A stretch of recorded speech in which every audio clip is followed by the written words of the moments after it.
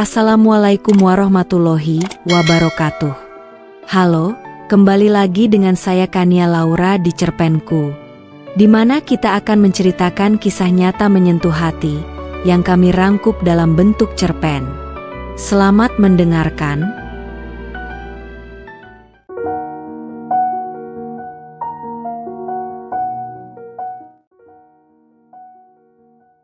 Pembantuku sering izin keluar malam.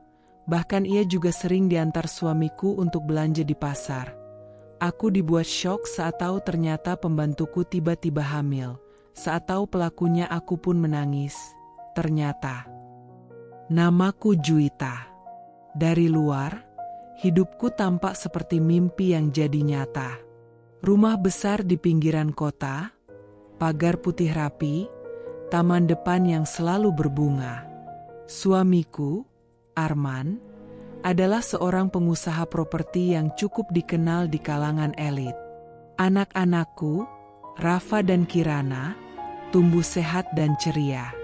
Kami punya pembantu rumah tangga, Narti, gadis 20 tahun dari desa yang kami anggap seperti keluarga sendiri.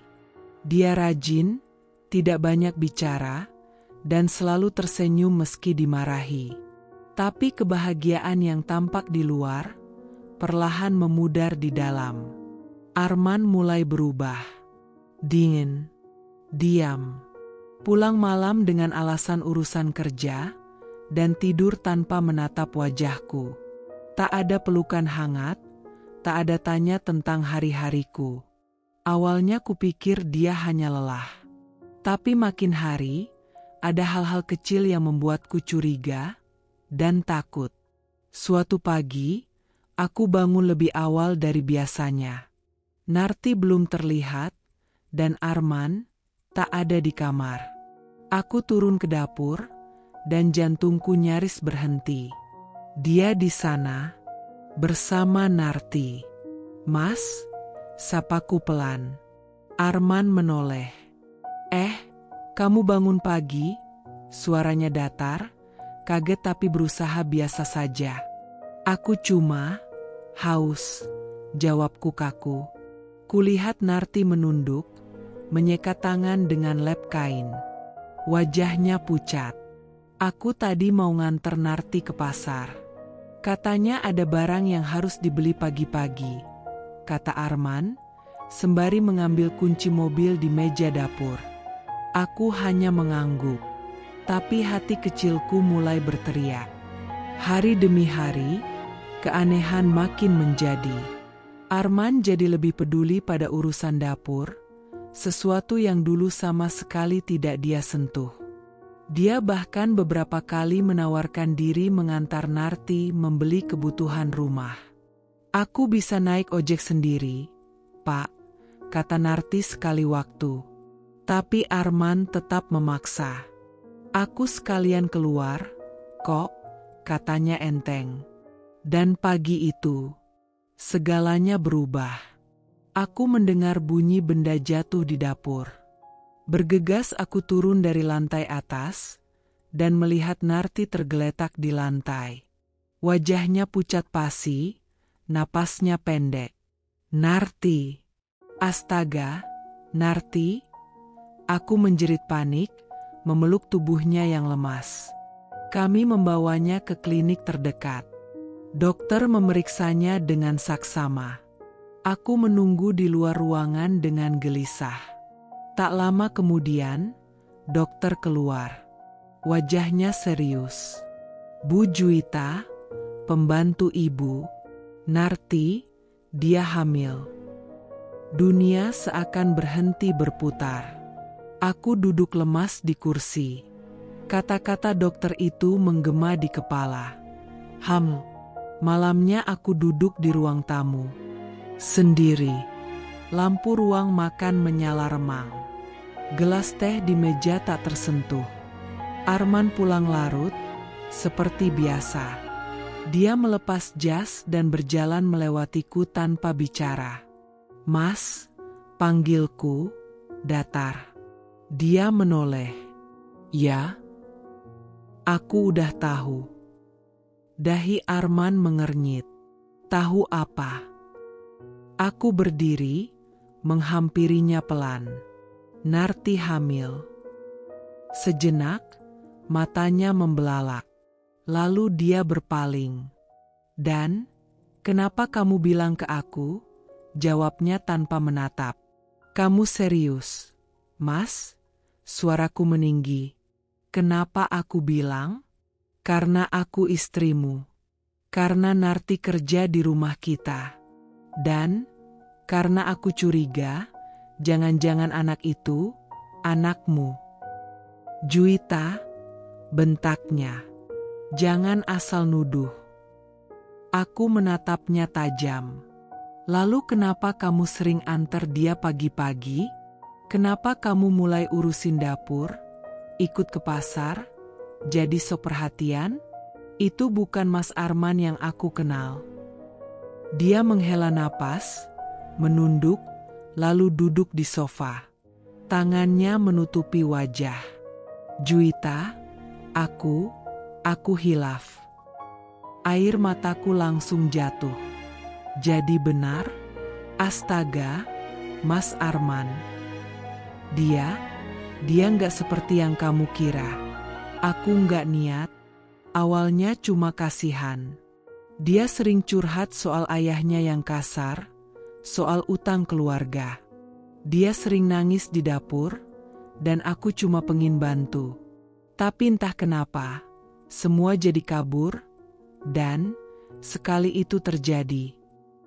Aku mundur. Nafasku tercekat. Mas, kamu tidur sama pembantu kita sendiri? Di rumah ini? Suaraku gemetar, nyaris berteriak. Arman hanya menunduk. Diam. Besok paginya, Narti duduk di meja makan. Wajahnya sembab. Aku duduk di depannya, menatapnya tanpa emosi. Kamu tahu, Narti, aku mempercayaimu. Maaf, Bu, saya juga nggak tahu harus gimana. Saya takut. Saya mau pulang kampung. Aku menatapnya lama. Kamu pikir semua akan selesai kalau kamu pulang? Narti menunduk. Aku berdiri. Kamu boleh tinggal sampai kamu siap. Tapi aku tidak akan bisa memaafkan kalian begitu saja. Dan aku belum tahu apa yang akan kulakukan selanjutnya. Sore itu, aku berjalan sendiri di taman kecil belakang rumah. Langit tampak mendung. Hati ini lebih gelap dari itu. Sebuah pesan masuk di ponselku. Dari Arman. Maafkan aku. Aku tahu aku telah menghancurkan kepercayaanmu. Tapi kalau kamu mau bicara, aku akan selalu menunggu. Aku menatap layar itu lama. Lalu kuletakkan ponsel di bangku. Anak-anak berlarian di kejauhan. Tawa mereka terdengar lugu, tak tahu bahwa dunia orang dewasa bisa begitu kelam. Dan aku berdiri di antara dua pilihan yang menyakitkan, bertahan demi anak-anak atau pergi demi harga diriku. Aku masih ingat betul hari itu, hujan turun rintik-rintik, membasahi halaman depan rumah ketika sebuah mobil tua berhenti di depan pagar. Dari dalam, seorang gadis turun sambil menenteng tas kain besar yang tampak berat. Tubuhnya kecil dan kurus. Wajahnya pucat seperti belum makan semalaman, dan langkahnya ragu-ragu. Ia berhenti tepat di ambang pintu, lalu mengetuk pelan. Tok, tok. Aku yang sedang memandikan Kirana, anak bungsuku, meminta pembantu lama membukakan pintu. Tapi pintu tetap tertutup, dan suara ketukan kembali terdengar. Dengan handuk melilit rambut, aku turun ke depan. Begitu pintu kubuka, tampaklah gadis itu berdiri kaku. Saya, Narti, Bu, katanya sambil menyodorkan amplop berisi surat pengantar dari Yayasan Penyalur Tenaga Kerja.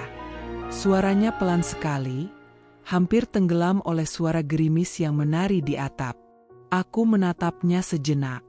Wajahnya menunduk, seolah takut aku akan mengusirnya. Tapi ada sesuatu dalam tatapan matanya yang membuatku iba, ketakutan yang dalam, dan semacam kesedihan yang diam-diam menyusup. "Masuk dulu, Narti. Kamu pasti capek di jalan," ucapku sambil tersenyum, meski dia terlihat makin gugup. Hari itu, dia hanya membawa tas kain berisi beberapa helai baju, sebuah botol kecil minyak kayu putih, dan sebuah foto lusuh. Aku sempat melihat sekilas, seorang wanita tua, mungkin ibunya. Tak ada sepatu bagus, tak ada gadget, tak ada make-up. Dia benar-benar datang dari kehidupan yang jauh dari dunia kami. Awalnya, dia kikuk dan mudah panik. Saat Kirana menangis karena tersiram air mandi, Narti hampir menjerit dan ingin berlari keluar. Tapi aku bilang dengan sabar, "Tenang, Narti, anak kecil memang suka begitu." Hari demi hari berlalu, dan dia mulai terbiasa. Narti rajin, bahkan terlampau rajin. Pukul 5 pagi dia sudah bangun, menyapu teras sambil menyenandungkan lagu Jawa yang pelan-pelan menenangkan rumah. Dia memasak dengan rapi, mencuci dengan telaten, dan yang paling penting, tidak banyak bicara. Tapi bukan berarti kami tak pernah bicara. Kadang, saat anak-anak sudah tidur dan Arman belum pulang, kami duduk di dapur, minum teh hangat, dan berbicara tentang banyak hal. "Narti, kamu kangen rumah?" tanyaku sekali waktu. Dia hanya mengangguk kecil. "Kamu punya adik?" "4, Bu. Saya yang sulung." Aku terdiam. Sulung, tapi mengadu nasib jauh ke kota demi keluarga. Sesuatu tentang itu menusuk perasaanku. Sejak saat itu, aku mulai menganggapnya seperti adik sendiri. Kami tertawa bersama saat dia salah mengupas alpukat, atau saat Kirana memanggilnya Mbak Bibi. Bahkan pernah, saat aku sakit demam karena kecapean mengurus acara di sekolah Rafa, Narti yang merawatku. Dia menyiapkan bubur, mengganti kompres, dan duduk di samping tempat tidur sampai aku tidur. "Aku ini bos kamu, tahu?" candaku waktu itu, setengah sadar. Dia tertawa kecil, "Iya, Bu, bos yang baik." Hubungan kami terasa ringan dan hangat. Aku mulai percaya penuh padanya. Sampai kadang, aku berpikir, andai aku punya adik perempuan, aku ingin dia seperti Narti, tulus, pendiam, dan selalu ada saat dibutuhkan.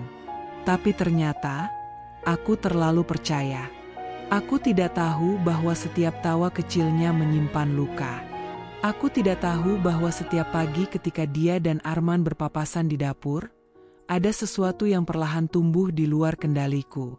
Aku tidak tahu bahwa rumah yang kurasa penuh kehangatan ini sedang menyimpan badai di balik pintunya.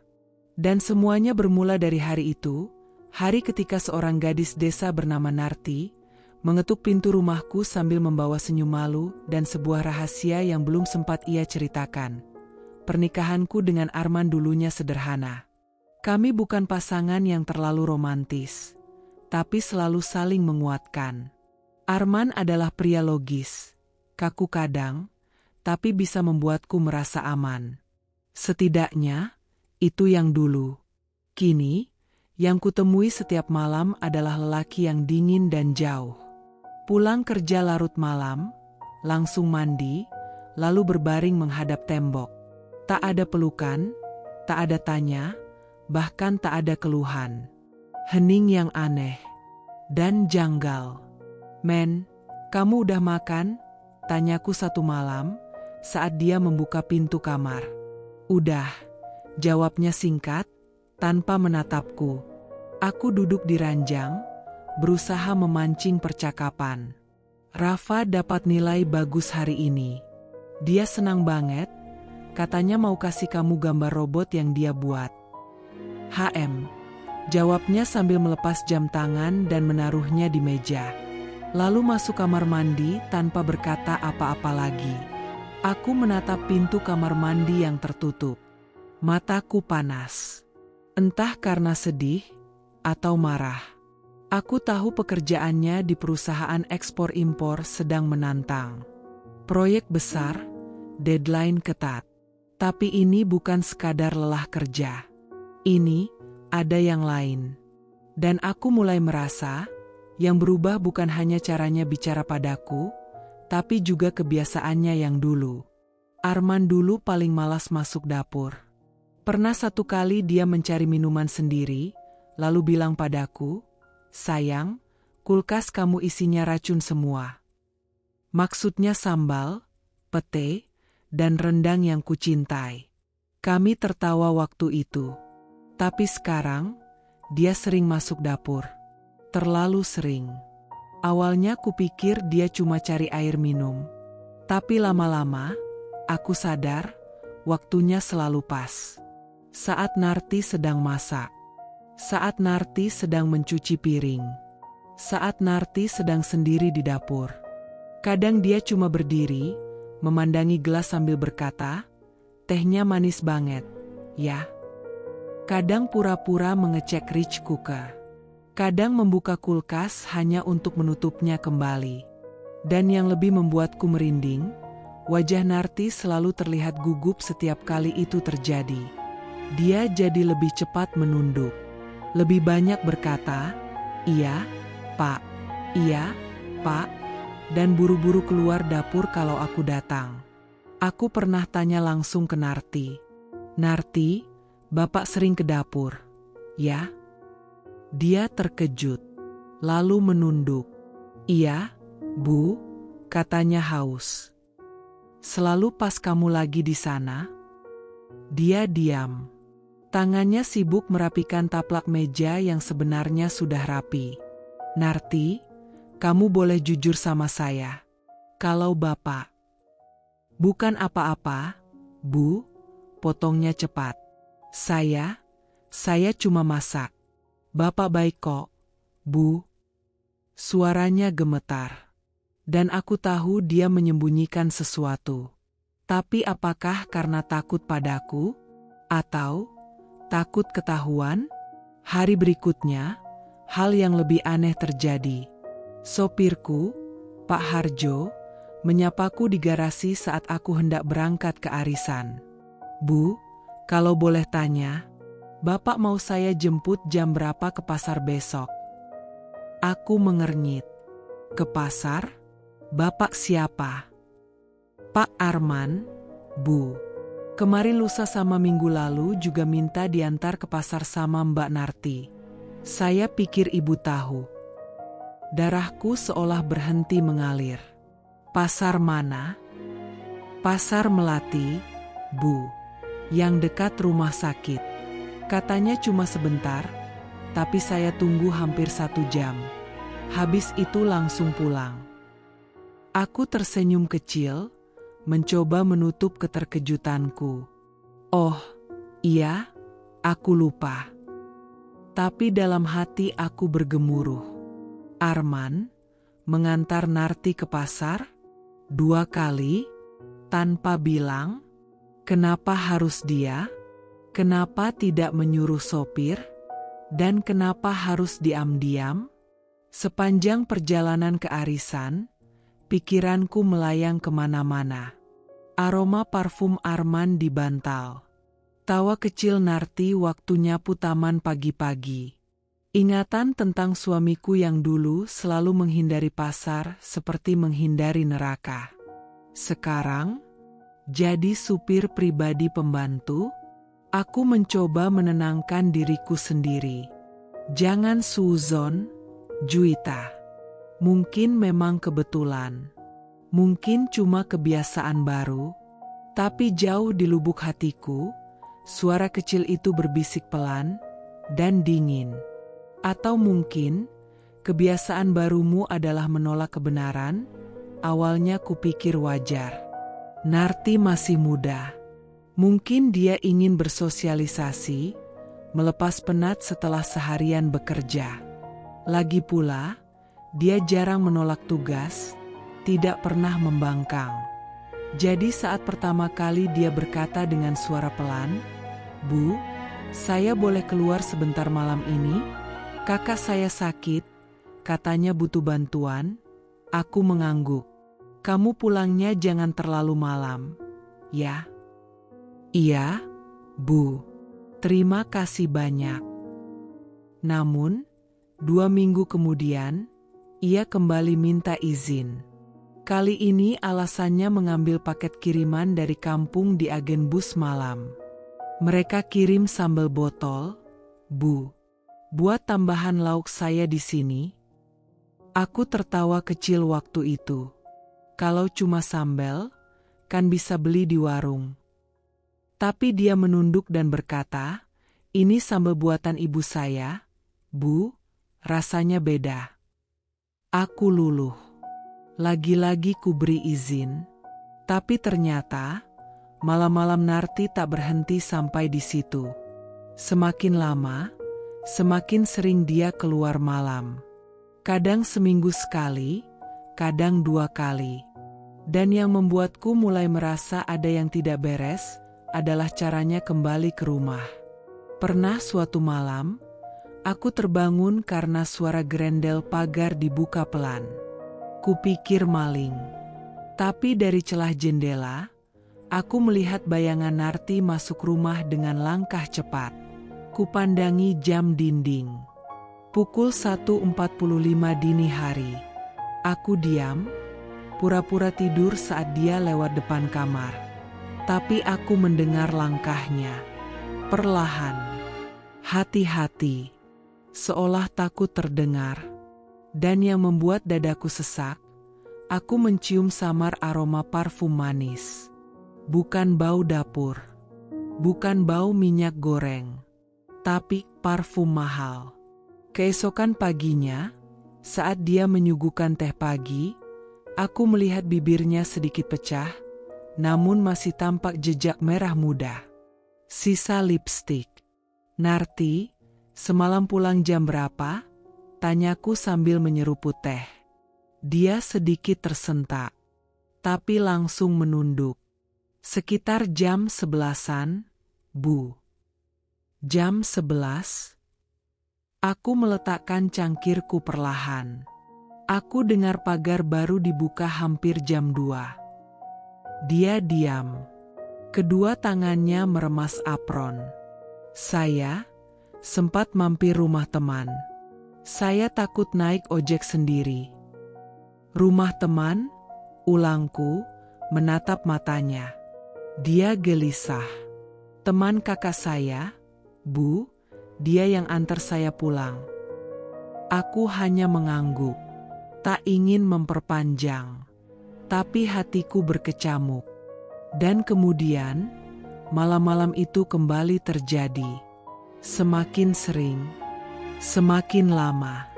Sampai suatu sore, aku pulang lebih awal dari arisan. Rumah sepi. Anak-anak sedang les di luar.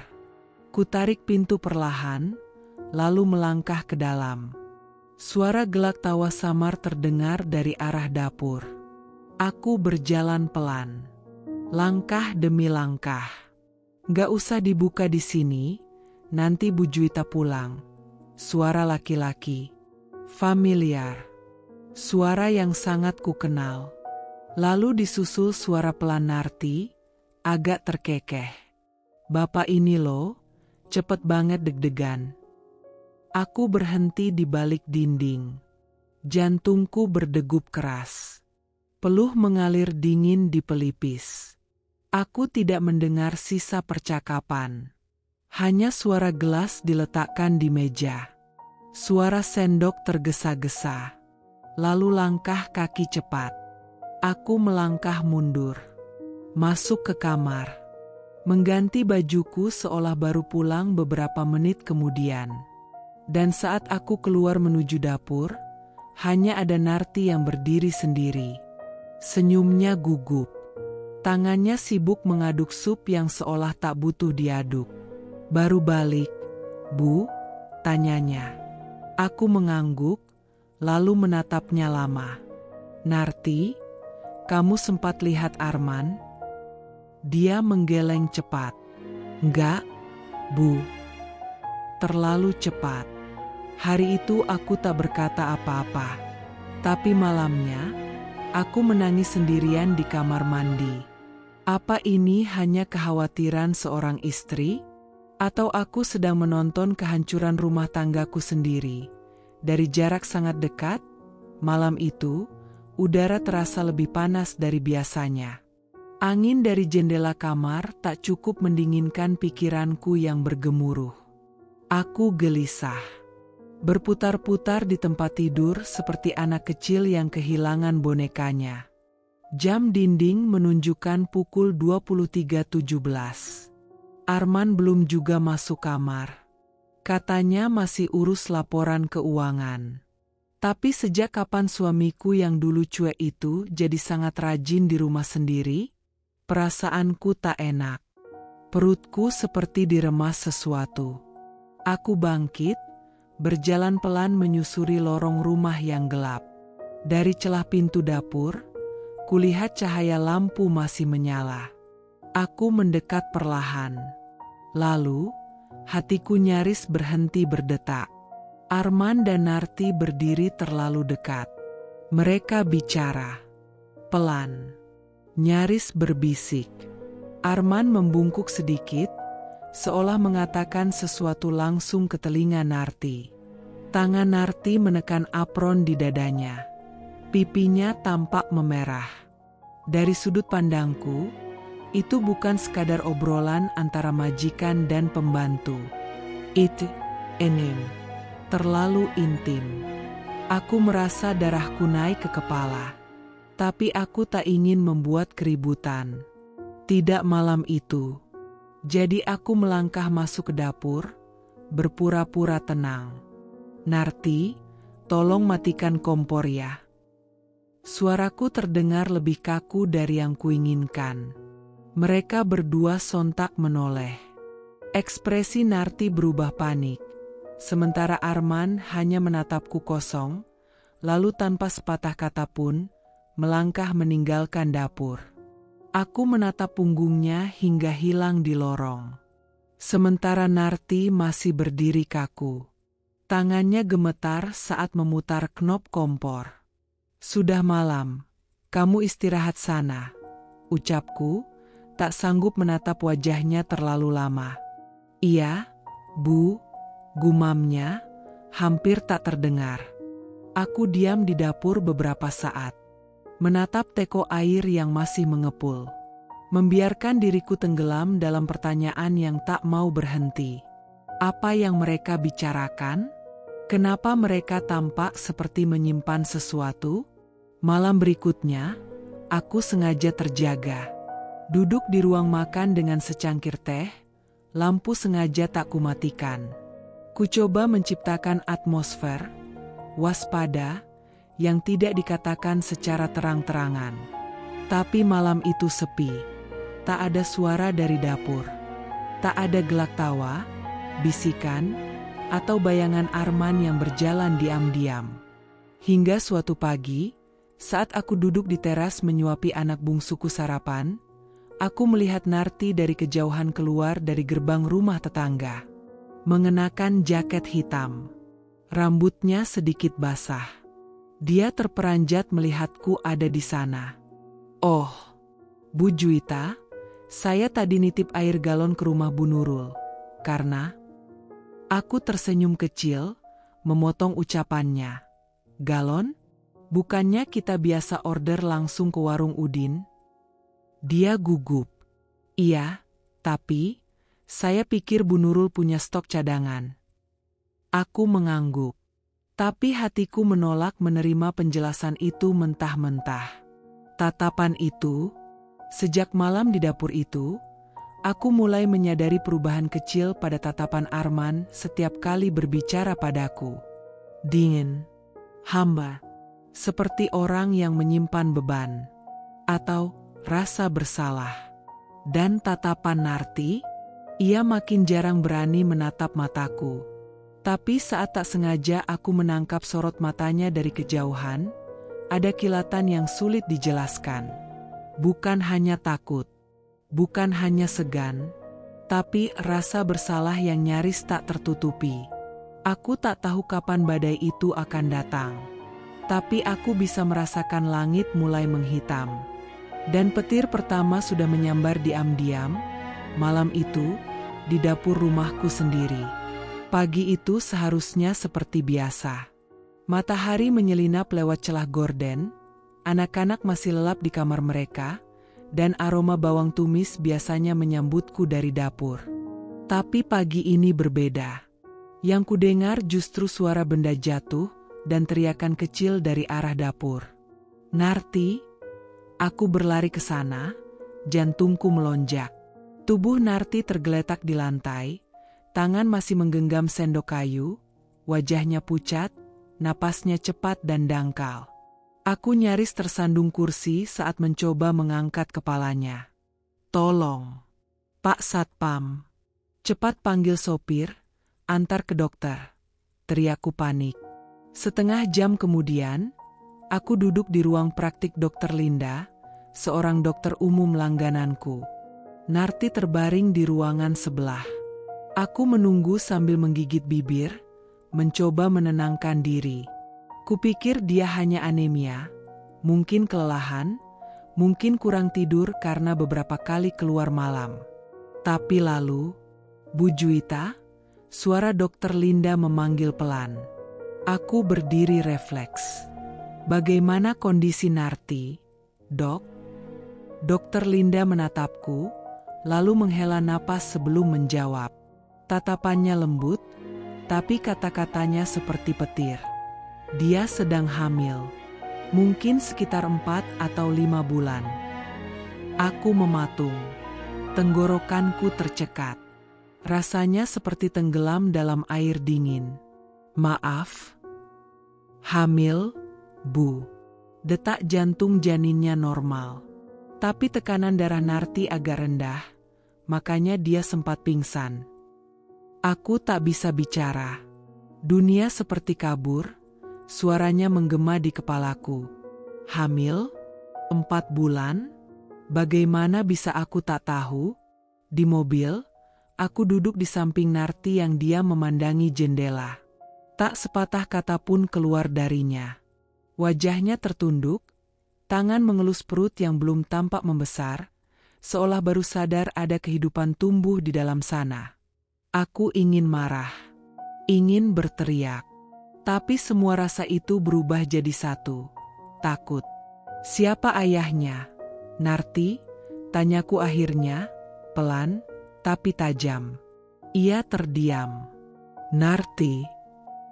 Aku menoleh padanya, tak bisa menahan gemetar di ujung suaraku. Kamu tahu ini serius, kan? Kamu hamil di rumah orang. Kamu kerja di sini. Aku butuh tahu. Lalu, perlahan, air mata mengalir di pipinya. Maaf, Bu, suaranya nyaris tak terdengar. Saya juga gak nyangka semua jadi begini. Aku merasa perih di dadaku. Aku ingin percaya bahwa ini hanya kesalahan biasa. Tapi pikiranku langsung mengarah ke satu orang, Arman. 4 bulan. Itu berarti sekitar waktu ia mulai suka ke dapur. Sekitar waktu ia tiba-tiba mulai mengantar Narti ke pasar. Waktu mereka mulai berbisik-bisik di malam hari. Apakah mungkin? Pikiranku berputar, menolak, tapi juga tidak bisa menyangkal. Saat sampai rumah, aku menyuruh Narti naik ke kamarnya. Ia berjalan pelan seperti boneka rusak. Aku sendiri duduk di ruang tamu, memandangi cangkir kopi yang tak tersentuh. Tanganku menggenggam gagangnya erat, berusaha menahan diri agar tidak melemparkannya ke lantai. Tak lama kemudian, suara pintu depan terbuka. Arman pulang. Dia melihatku, lalu berjalan masuk tanpa banyak bicara seperti biasa. Arman, kataku datar, kita perlu bicara. Dia berhenti di ambang pintu. Soal apa? Aku berdiri. Jarak kami hanya beberapa langkah. Sorot mataku menajam. Narti hamil. Dia mengerjap. Wajahnya tetap tenang. Tapi aku melihatnya. Gerakan kecil di matanya, jeda sepersekian detik sebelum ia menjawab. Apa? 4 atau 5 bulan. Ia menunduk, lalu mengangkat kepala perlahan. Senyum tipis menghiasi wajahnya. Lalu kamu kira aku ayahnya? Kamu yang harus jawab, Arman. Sun. Hening. Lalu dia tertawa. Tertawa pendek dan sinis. Aku? Dengan pembantu? Katanya pelan, tapi nadanya menghina. Kamu pikir aku selemah itu? Aku menatapnya lama. Aku tidak tahu lagi siapa kamu sekarang. Dia tak menjawab. Hanya berbalik, masuk ke kamarnya, meninggalkanku berdiri di ruang tamu dengan dada bergetar dan kepala penuh kecurigaan. Tapi yang paling menyakitkan bukan ketika dia menyangkal, tapi saat dia menertawakannya seolah aku gila. Padahal hatiku sudah hancur sejak Narti pingsan di dapur pagi itu. Setelah malam itu, aku tak bisa tidur. Aku hanya memandangi langit-langit kamar sambil mencoba mengingat setiap detail kecil. Setiap perubahan sikap. Setiap langkah kaki Arman yang menuju dapur.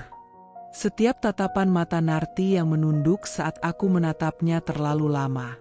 Aku ambil kalender dari laci meja kerja. Kucoret tanggal-tanggal di mana Narti keluar malam, tanggal ia pingsan, dan masa 4 bulan ke belakang. Sekitar akhir bulan Februari. Saat itu Arman baru saja pulang dari perjalanan bisnis ke Bandung. Tapi 2 hari setelahnya, aku ingat betul, aku sakit flu berat. 3 hari aku di kamar, tak peduli apapun. Dan Arman, dia yang katanya sibuk, justru sering ada di rumah. Bahkan masak mie sendiri, katanya. Tuhan, aku mendesah dalam hati. Apakah itu saatnya? Apakah mereka? Pagi itu, aku sengaja berangkat lebih pagi dari biasanya. Arman masih tidur, dan Narti belum turun dari kamarnya. Aku ingin waktu sendiri, menjauh dari rumah yang kini terasa asing dan pengap. Aku bertemu sahabat lamaku, Rani, di sebuah kedai kopi kecil. Dia yang mengusulkan untuk bertemu. Aku sempat ragu, tapi kupikir aku butuh telinga. Butuh seseorang yang netral. Kamu kelihatan pucat. Wit, Rani membuka percakapan. Masalah rumah. Aku hanya tersenyum miris, lalu mengaduk cappuccino yang sudah mulai dingin. Kalau aku cerita sesuatu, kamu janji gak akan langsung nilai aku gila, ya? Rani mengangguk, mencondongkan tubuhnya ke meja. Pembantuku hamil, Ran. Dia mengerutkan dahi. Terus, kamu curiga. Aku mengangguk pelan. Sama Arman.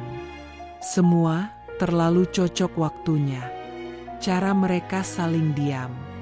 Tatapan mereka saat aku muncul tiba-tiba. Entah kenapa, semua terasa salah. Rani menggenggam tanganku. Juwita, kamu harus hadapi ini. Kalau kamu terus menahan, kamu akan meledak sendiri. Malam itu aku pulang tanpa membawa damai. Justru kepalaku makin berat, pikiranku makin panas. Saat makan malam, Arman duduk di meja sambil membaca email di ponselnya. Narti menyajikan sup ayam, wajahnya datar. Aku duduk, mengamati, membaca bahasa tubuh. Narti, kataku tiba-tiba. Ia menoleh. Kamu tahu ayah dari bayi itu siapa?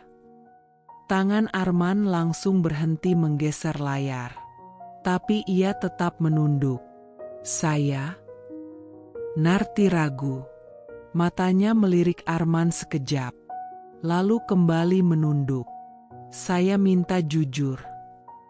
Suaraku terdengar lebih dingin dari yang kuharapkan. Narti menggigit bibirnya. Saya belum bisa bilang, Bu. Maaf. Arman berdiri. Sudah, Wit. Jangan interogasi orang di depan makan malam. Aku interogasi karena aku istrimu. Arman, aku menatap tajam. Dan karena kamu sendiri tak pernah bisa memberi penjelasan apapun. Apa kamu benar-benar percaya aku tidur dengan pembantu? Katanya sinis. Aku percaya kamu berubah. Aku percaya kamu menyembunyikan sesuatu. Dan aku percaya bahwa semua kebetulan ini terlalu banyak untuk dianggap biasa. Anak-anak mulai turun dari kamar. Aku langsung berdiri. Udahlah. Makan malam selesai. Aku nggak lapar. Malamnya, aku duduk di kamar sambil menatap cermin. Rambutku kusut. Mataku bengkak. Aku bukan lagi Juwita yang dulu. Bukan istri yang disayang. Bukan nyonya rumah yang dihormati. Bahkan bukan lagi wanita yang merasa punya tempat di rumahnya sendiri. Ponselku bergetar. Sebuah pesan masuk. Dari nomor tak dikenal. Bu Juwita, saya tahu siapa ayah anak Narti. Kalau ibu mau tahu kebenarannya, temui saya di warung belakang kompleks jam 9 malam ini. Sendiri. Tanganku gemetar. Napasku tercekat. Apakah ini jebakan? Atau justru, inilah jawaban yang kutunggu? Kecurigaan ini seperti api kecil yang membakar dalam diam. Tapi malam ini, mungkin, bara itu akan jadi kobaran besar yang membakar semua kepalsuan yang selama ini kusebut rumah. Hari-hari di rumah semakin sunyi. Tapi bukan sunyi yang menenangkan, melainkan sunyi yang menekan dada. Aku berjalan melewati lorong rumah yang dulu penuh tawa anak-anakku, kini hanya berisi bayang-bayang kecurigaan yang tak kunjung padam. Setiap kali aku bertemu Narti, hatiku dipenuhi tanya. Tapi matanya tak lagi jernih seperti dulu. Ia mulai menghindari pandanganku. Tubuhnya lebih sering tertunduk. Tangan yang dulu cekatan menyapu lantai, kini gemetar saat membawa baki ke meja makan. Bahkan saat aku menyapanya dengan nada lembut, ia menjawab singkat lalu pergi cepat-cepat. Suatu malam, ketika anak-anak sudah tertidur dan Arman belum pulang, aku duduk di meja makan, menunggu Narti selesai merapikan dapur. Kubawa 2 cangkir teh, 1 untukku, 1 untuknya. Narti, panggilku pelan. Ia menoleh ragu. Kupersilakan duduk. Minum teh dulu. Aku cuma mau bicara baik-baik. Narti duduk perlahan, cangkirnya bergetar saat ia memegangnya. Ia tidak menatapku, hanya memandangi uap yang naik dari dalam cangkir. Aku tahu kamu sedang bingung. Tapi aku butuh kejujuran. Narti, buat kebaikan kamu juga. Dia tetap diam. Kamu hamil, sama siapa? Tanyaku pelan, hampir seperti bisikan. Narti menahan napas. Bibirnya bergetar, tapi tak ada kata keluar. Hanya air mata yang tiba-tiba mengalir, jatuh ke pangkuannya. Ia mencoba menyeka cepat-cepat, seolah ingin berpura-pura kuat. Saya nggak bisa bilang, Bu, ucapnya lirih. Kenapa? Kamu takut? Ia mengangguk pelan, tanpa menoleh. Hanya diam, dan terus menunduk. Hatiku mencelos.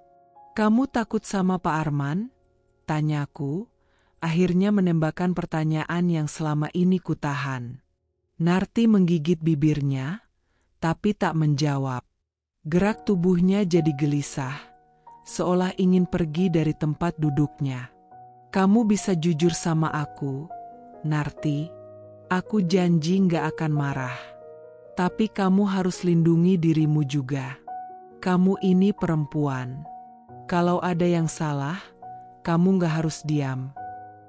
Narti berdiri mendadak. Wajahnya panik. Maaf, Bu. Saya ngantuk. Saya ke kamar dulu, ya. Tanpa menunggu persetujuan, ia berlalu. Langkahnya tergesa.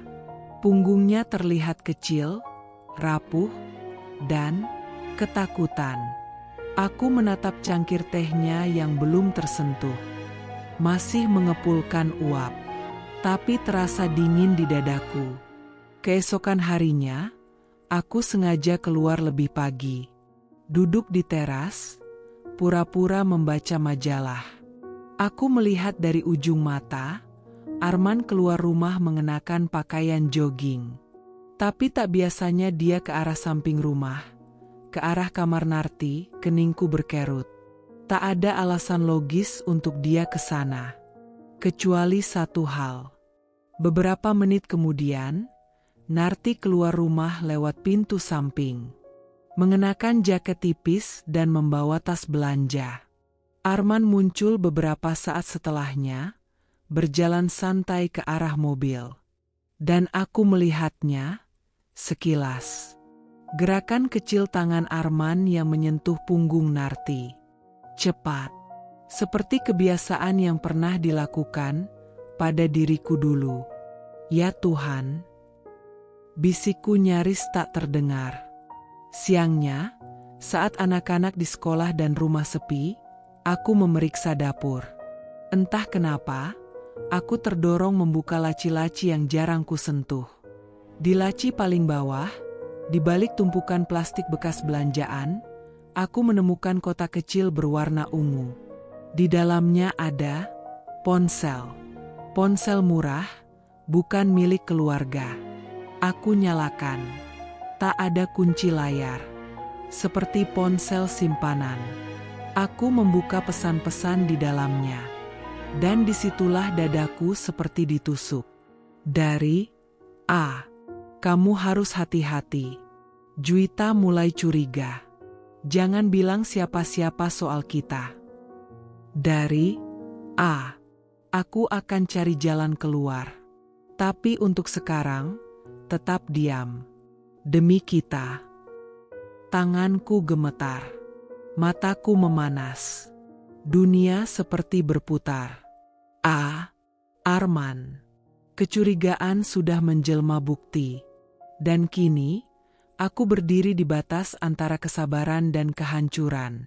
Aku harus memilih, diam dan tersiksa, atau buka semuanya, meski berarti mengguncang fondasi rumah tanggaku sendiri. Malam itu, setelah menidurkan anak-anak, aku duduk di ruang tengah.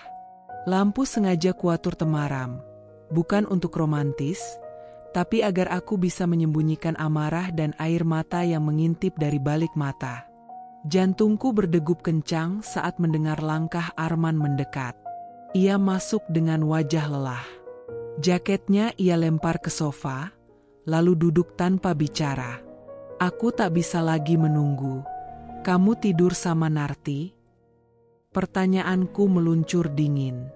Tak ada basa-basi. Tak ada pengantar. Arman menoleh pelan. Tatapannya seperti tak percaya dengan apa yang baru saja kudengar. Apa? Kamu dengar? Aku tanya, kamu tidur sama Narti? Beberapa detik ia terdiam. Lalu wajahnya berubah. Bukan panik, tapi marah. Kamu gila ya, Ju? Tuduh sembarangan begitu ke suamimu sendiri? Lalu kenapa kamu sering ke dapur? Kenapa diam-diam antar dia ke pasar? Bahkan tanpa bilang ke aku? Karena kamu yang minta dia belanja cepat. Karena sopir telat datang. Aku cuma bantu. Suaranya meninggi. Bantu? Atau kamu memang cari-cari alasan buat dekat sama dia? Kamu pikir aku nggak lihat caramu mandang dia? Mandang? Sekarang kamu nuduh aku suka pembantu? Bukan cuma suka, Arman. Aku berdiri. Narti hamil. 4 bulan lebih. Dan kamu satu-satunya laki-laki yang punya akses cukup dekat untuk itu terjadi. Wajah Arman memucat seketika. Tapi hanya sesaat. Ia buru-buru berdiri, menepis kalimatku. Kamu gak waras, Ju. Kamu cuma cari drama. Dia bisa saja tidur sama siapapun. Kenapa harus aku? Karena dia diam saat kutanya. Karena dia takut. Dan karena aku temukan ponsel dengan pesan dari kamu. Kalimatku membuatnya membeku. Pupil matanya membesar. Mulutnya terbuka, tapi tak ada suara yang keluar. Iya, men. Aku lihat semuanya. Pesanmu. Ancamanmu. Demi kita, katamu. Demi siapa? Aku bukan bagian dari kita itu. Ya? Ia mencoba meraih bahuku. Aku mundur. Juwita, aku. Udah cukup. Aku gak perlu penjelasan. Aku cuma perlu kamu jujur. Sekali saja. Arman duduk lagi. Ia menunduk lama. Tangannya menggenggam rambutnya sendiri. Lalu, itu terjadi cuma sekali. Aku hilaf. Aku lagi kacau, kamu sibuk terus, dan aku. Sekali, tapi dia hamil 4 bulan. Men, kamu pikir aku bodoh? Aku gak tahu harus gimana, Ju. Aku takut. Aku benar-benar takut. Aku menahan isak.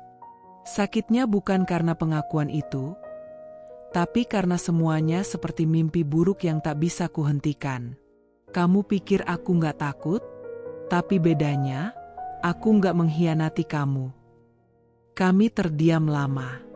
Hanya suara jam dinding yang terdengar, seakan menghitung detik kehancuran rumah tangga kami. Malam itu, tak ada pelukan, tak ada permintaan maaf yang tulus. Hanya 2 manusia yang saling terluka, dan 1 pengkhianatan yang tak bisa ditarik kembali. Aku tahu, mulai malam ini, hatiku tak lagi utuh. Dan aku tak bisa memandang suamiku dengan cara yang sama seperti dulu. Hari itu rumah terasa lebih sepi dari biasanya. Arman sudah beberapa hari tak pulang sejak pertengkaran hebat malam itu. Anak-anak mulai bertanya kenapa ayah mereka jarang di rumah. Dan aku hanya bisa tersenyum hambar, menyembunyikan luka yang belum juga kering. Sore menjelang maghrib, aku lewat di depan kamar Narti. Kudengar isakan tertahan. Pintu sedikit terbuka. Naluriku mendorongku masuk. Narti duduk di lantai, punggungnya bersandar pada ranjang. Wajahnya sembab, matanya merah seperti habis hujan deras. Tangannya menggenggam bantal kecil erat-erat seolah itu satu-satunya pegangan hidup.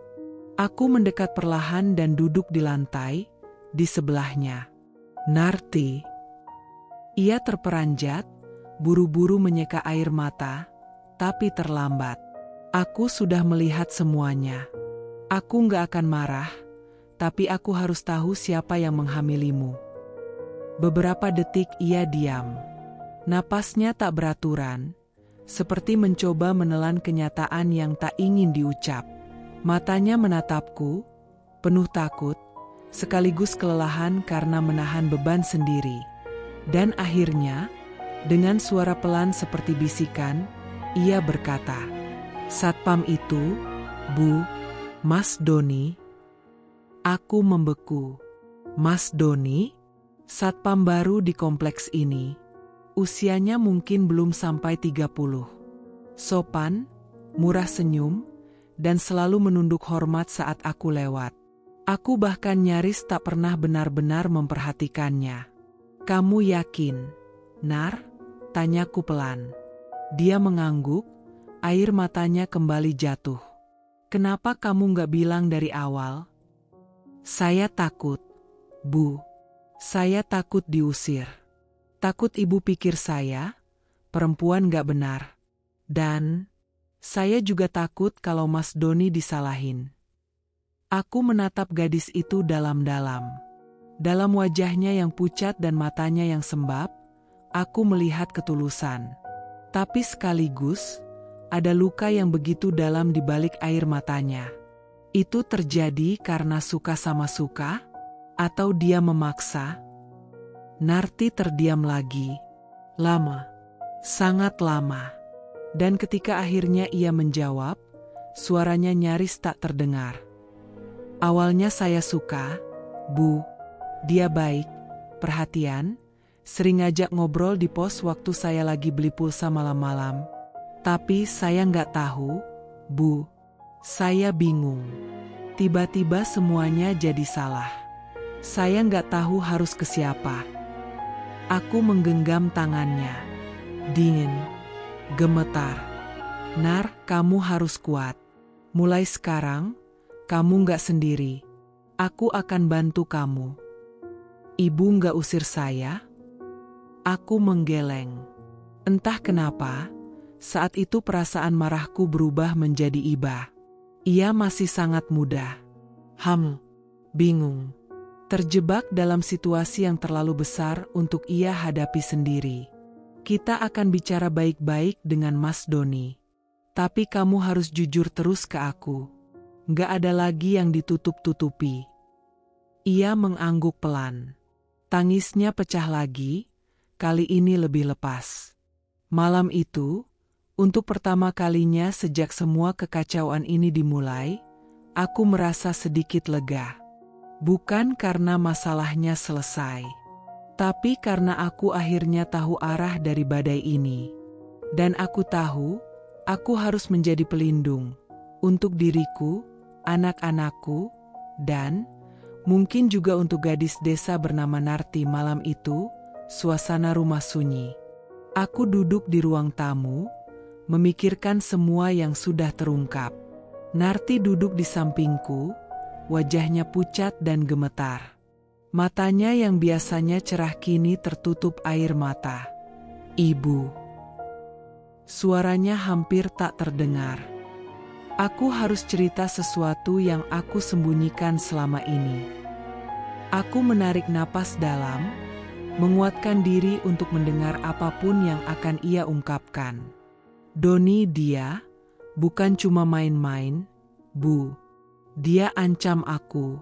Katanya kalau aku ngomong ke siapapun, dia akan sebar foto-foto aku yang dia ambil diam-diam. Hatiku seperti dicubit. Rasanya semua yang aku curigai selama ini mengarah ke Arman, tapi ternyata aku salah besar. Aku memeluk Narti erat. Kamu nggak sendiri, Nar. Aku di sini.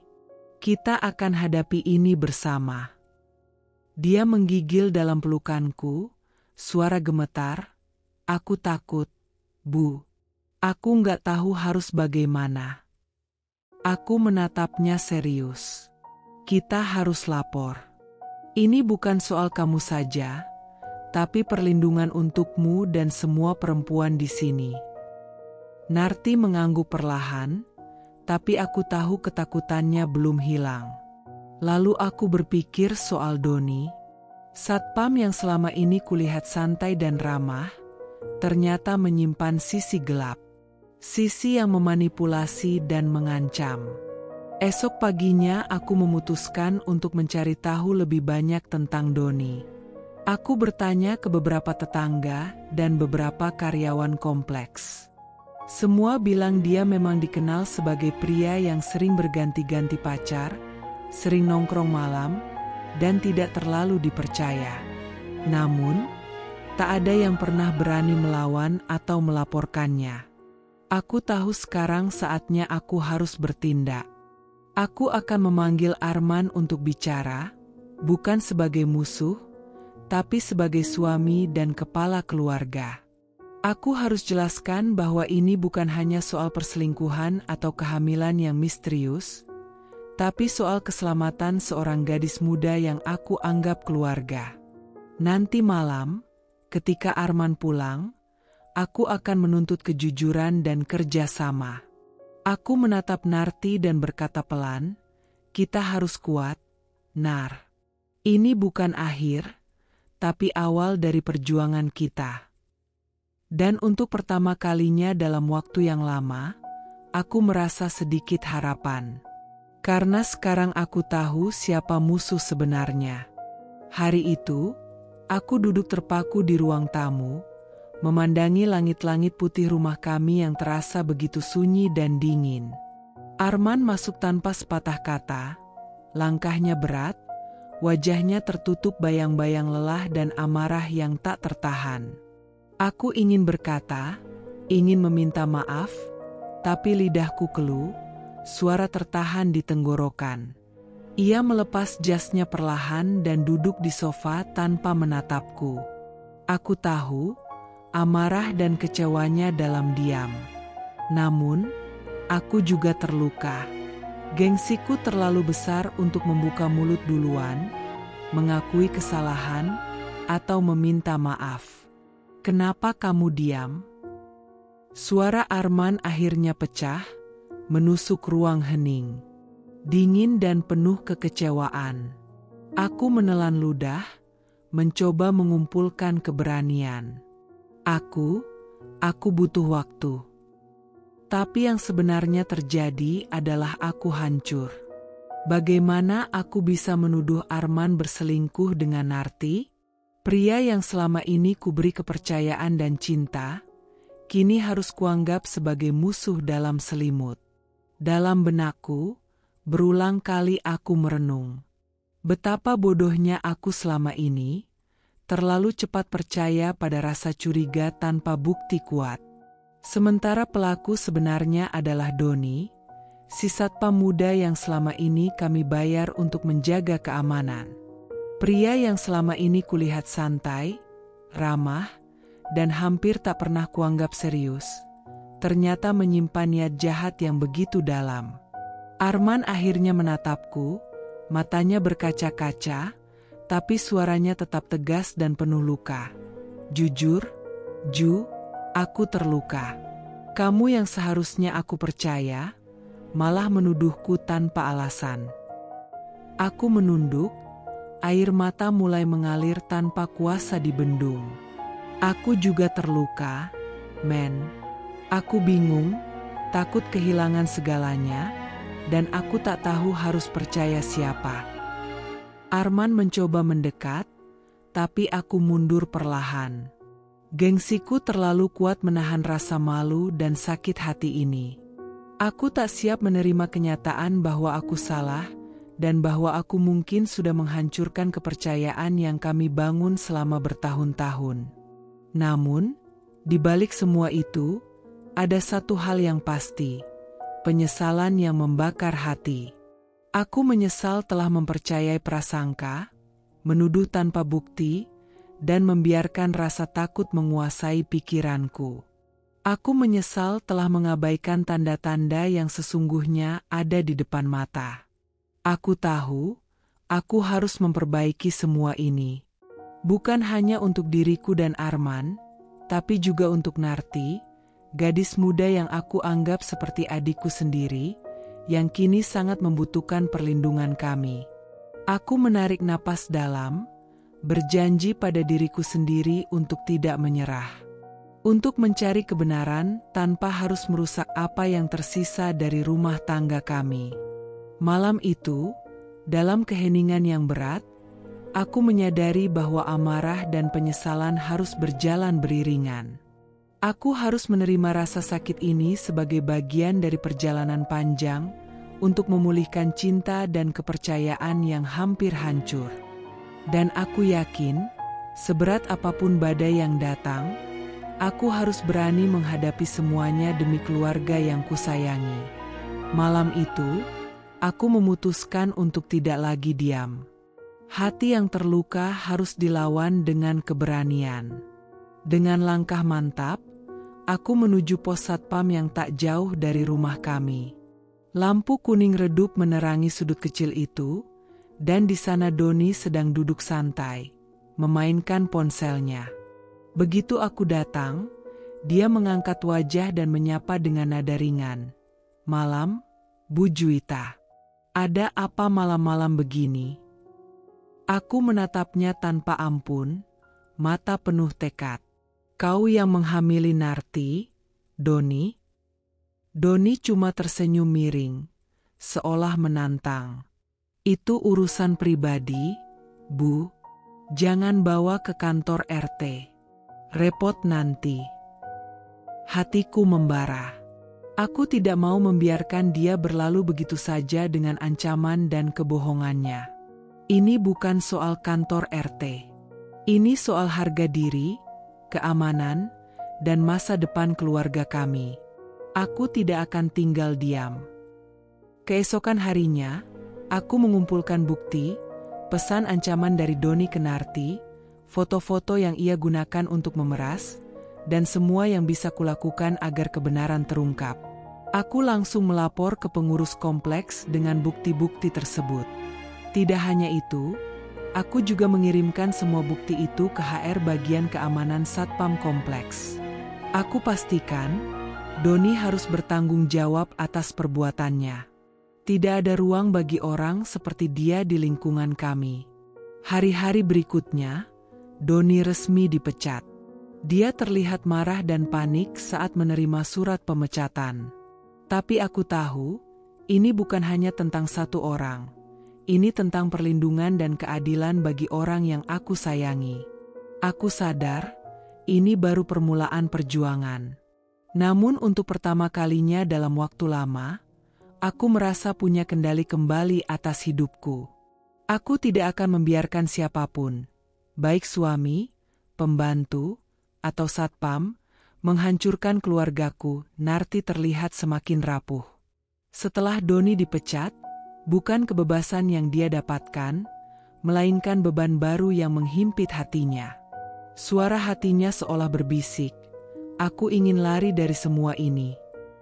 Suatu sore, aku menemukannya duduk termenung di ruang tamu, mata merah dan bibir yang gemetar. Aku duduk di sampingnya, menggenggam tangannya pelan. Narti, kataku lembut, aku tahu ini berat. Tapi lari dari kenyataan bukan jalan keluarnya.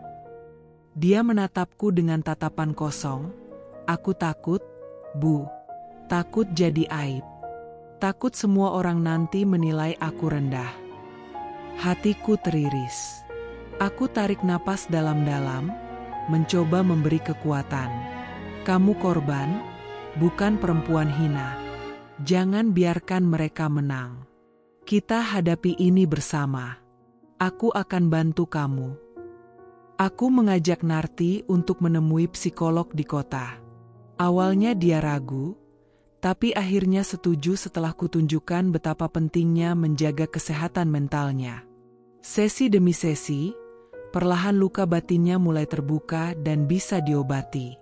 Selain itu, aku mengantar Narti ke puskesmas untuk pemeriksaan rutin. Dokter yang menangani sangat perhatian, memberikan obat dan nasihat agar Narti tetap sehat dan kuat.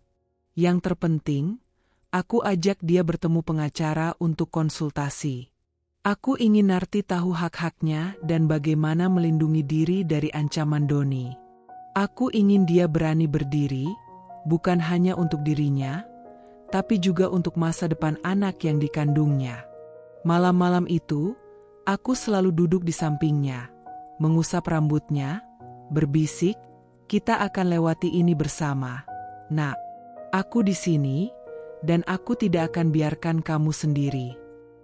Narti mulai tersenyum tipis, sebuah harapan kecil yang tumbuh di tengah luka yang dalam. Desas-desus itu datang seperti badai yang mengamuk di tengah musim kemarau. Dari pagi hingga malam, bisik-bisik tetangga menerpa seperti angin dingin yang menusuk tulang. Kabar tentang Narti, tentang Doni, bahkan tentang Arman dan aku, menyebar dengan cepat dan kejam. Setiap aku melangkah keluar rumah, selalu ada tatapan penuh tanda tanya dan bisik-bisik yang menghujam. Mereka tak lagi melihatku sebagai Juwita, istri dari pengusaha sukses, tapi hanya sebagai pusat skandal yang terus menjadi bahan pembicaraan. Suatu sore, aku melihat dua ibu-ibu berdiri di depan pagar rumah sebelah, berbisik sambil melirik ke arah rumahku. Aku tahu mereka membicarakan aku, tapi aku tetap melangkah dengan kepala tegak, memberi senyum ramah yang mungkin mereka anggap sinis. Aku tidak peduli. Saat aku menyapa mereka dengan suara tenang, beberapa dari mereka hanya membalas dengan anggukan singkat. Sebagian lain membalikkan badan dan berlalu seolah aku bukan siapa-siapa. Malam itu, aku duduk di ruang tamu, memandangi bayangan diriku sendiri di kaca jendela. Hati ini terasa berat, seperti menanggung beban dunia. Aku tahu rumah kami sedang diuji, dan badai yang menerpa bukan hanya soal kabar buruk, tapi juga tatapan penuh penghakiman yang tak terucap. Arman datang masuk dengan langkah pelan, wajahnya yang biasanya dingin kini tampak letih dan penuh penyesalan. Ia duduk di sebelahku tanpa berkata-kata. "Kita harus kuat, Ju," suaranya serak. Aku tahu ini berat. Aku pun merasa seperti dihantam gelombang besar yang tak kunjung reda. Aku menatapnya, air mata perlahan menggenang. Aku juga merasa hancur, men. Tapi aku tak mau rumah ini roboh karena omongan mereka. Dia menggenggam tanganku dengan erat. Kita hadapi ini bersama. Untuk anak-anak kita, untuk masa depan kita. Dalam hati, aku bertekad. Badai boleh datang dan mengguncang, tapi aku akan berdiri tegak. Tidak untuk orang-orang yang berbicara di belakang, tapi untuk keluargaku yang masih memerlukan kekuatan dan cinta. Keesokan harinya, saat keluar rumah, aku sengaja menyapa tetangga yang terlihat menghindar. Aku tunjukkan senyum penuh keyakinan, ini rumah kami, dan kami akan tetap berdiri. Mereka mungkin tak akan mengerti, tapi aku tahu, dalam badai terburuk sekalipun, ada kekuatan yang lahir dari kepercayaan dan kesetiaan. Dan aku memilih untuk menjadi kekuatan itu. Hari itu, suasana di rumah terasa berbeda. Sebuah keheningan yang aneh menyelimuti ruang tamu saat aku membawa bayi kecil Narti ke hadapan anak-anak. Wajah mereka yang polos dan penuh rasa ingin tahu langsung berubah cerah, seperti mentari yang muncul di balik awan gelap. "Ayo, lihat, ini adik sepupumu," kataku lembut sambil menggendong bayi mungil itu. Kulihat mata kecil mereka berbinar penuh kehangatan. Tawa dan senyum mereka membawa kelegaan yang tak terduga. Narti duduk di pojok ruangan, memeluk perutnya yang sudah mulai kembali rata, namun matanya masih sembab karena kelelahan dan beban yang ia pikul. Aku mendekatinya dan menggenggam tangannya. Berbisik, "Kita akan jalani ini bersama, Narti. Kamu nggak sendirian." Aku tahu betapa berat perjuangan gadis desa ini, terjebak dalam situasi yang ia sendiri tak pernah bayangkan. Namun sekarang, di sini, dengan keluarga kecil ini, ada harapan baru yang perlahan menyala. Bayi mungil itu kupanggil Cahaya, karena dia lahir di tengah malam paling gelap dalam hidup kami, membawa sinar harapan dan pembaruan. Malam itu, aku duduk termenung sambil menggendong Cahaya. Air mata jatuh perlahan. Bukan karena kesedihan, tapi keharuan dan tekad yang baru. Aku tahu, hidup ini tak selalu berjalan mulus. Tapi dalam setiap kesulitan pasti ada pelajaran dan kesempatan untuk bangkit. Arman datang menghampiri, melihat bayi itu dengan tatapan lembut yang jarang kulihat belakangan ini. "Dia benar-benar Cahaya, Ju," katanya pelan. Aku mengangguk. Cahaya yang akan menghapus semua gelap di hati kita. Malam itu, di tengah rumah yang penuh luka dan cerita, hadir cahaya kecil yang mengingatkan kami bahwa setelah gelap selalu ada fajar baru. Malam itu, rumah terasa begitu sunyi, hanya suara detak jam dinding yang mengisi ruangan. Aku duduk di sofa, bayi Cahaya terlelap di pangkuanku, sementara Arman berdiri di dekat jendela, memandang keluar dengan wajah yang sulit kubaca. Setelah beberapa saat, aku memberanikan diri memecah keheningan. "Arman, kita perlu bicara." Suaraku bergetar, lebih karena gugup daripada marah. Dia menoleh pelan, tatapannya tajam tapi lembut. "Apa?" Ju. Aku menarik napas dalam-dalam, berusaha menyusun kata-kata. Aku minta maaf. Aku terlalu cepat menuduhmu. Aku takut. Aku takut kehilanganmu, takut keluarga kita hancur, dan aku bingung harus percaya pada siapa. Matanya sedikit melembut, dia melangkah mendekat dan duduk di sampingku. Tangannya menggenggam erat tanganku. Aku tahu. Aku juga merasa terasing. Aku terlalu sibuk dengan bisnis, dan mungkin aku terlalu dingin padamu. Aku menatap matanya, mencoba membaca isi hatinya. Kenapa kamu nggak bilang apa-apa? Kenapa kamu lebih sering pergi dan tiba-tiba sering muncul di dapur? Dia menghela napas panjang. Aku sebenarnya juga bingung, Ju.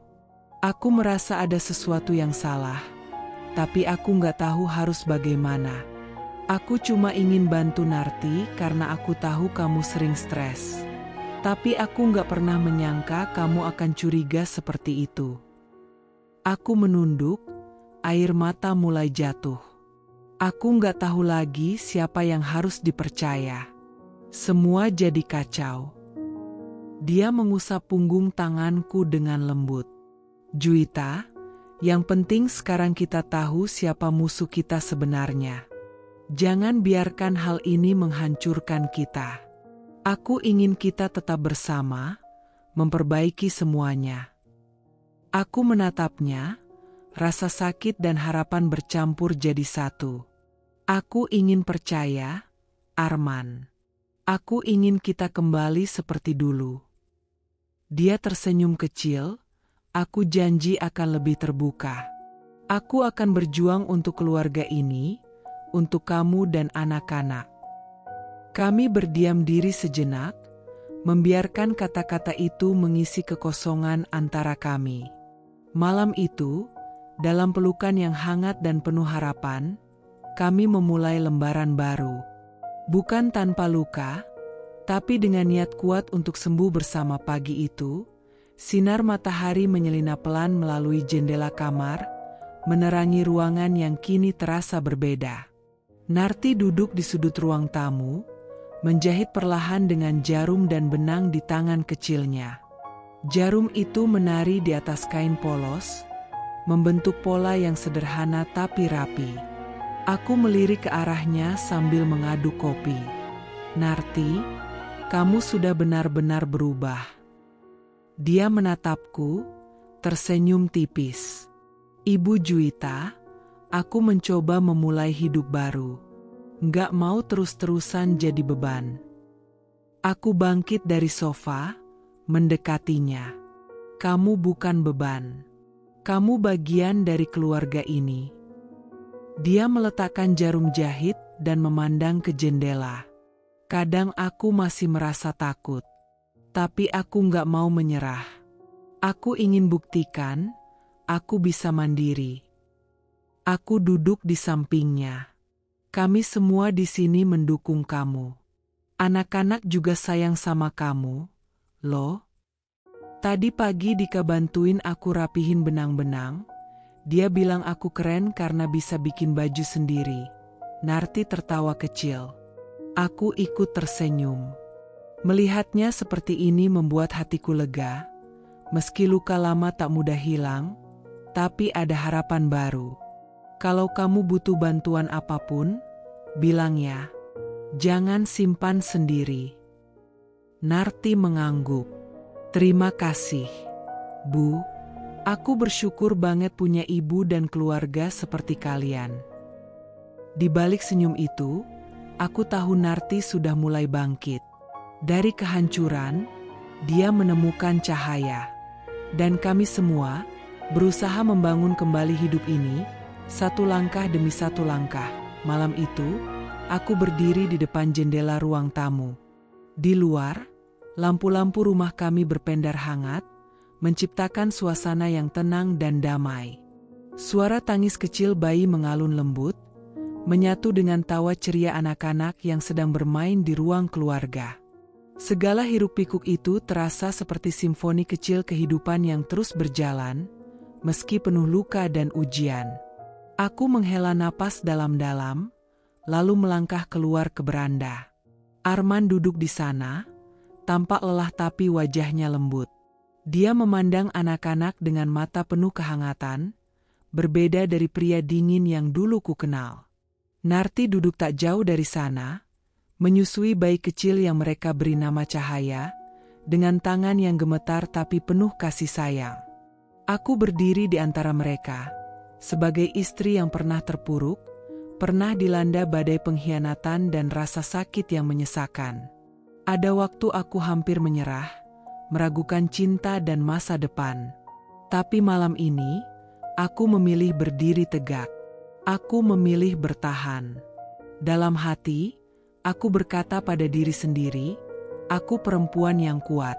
Aku perempuan yang tidak akan runtuh meskipun dunia berusaha menghancurkan. Arman mengangkat wajahnya dan menatapku. Matanya berkata lebih banyak dari kata-kata. Ada penyesalan, ada harapan, dan janji untuk memperbaiki semuanya. Aku melangkah mendekat, duduk di sampingnya. Kita masih punya jalan, Arman. Bersama, kita bisa lalui semuanya. Dia menggenggam tanganku erat. Aku janji, Ju. Aku akan berjuang untuk keluarga kita. Di bawah langit malam yang tenang, kami berdiri bersama, tidak sempurna, tapi kuat.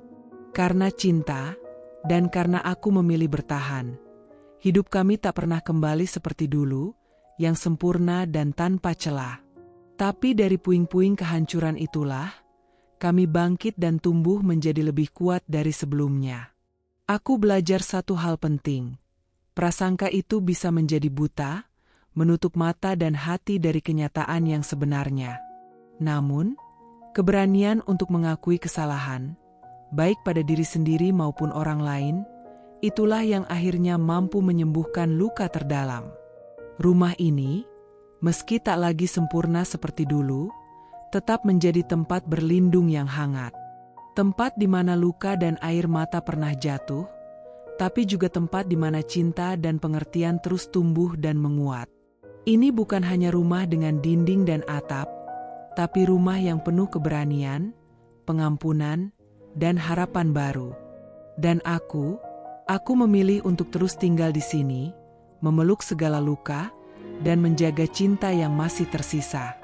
Karena rumah sejati bukan tentang kesempurnaan, tapi tentang keberanian untuk memaafkan dan mencintai, bahkan saat semuanya terasa hancur.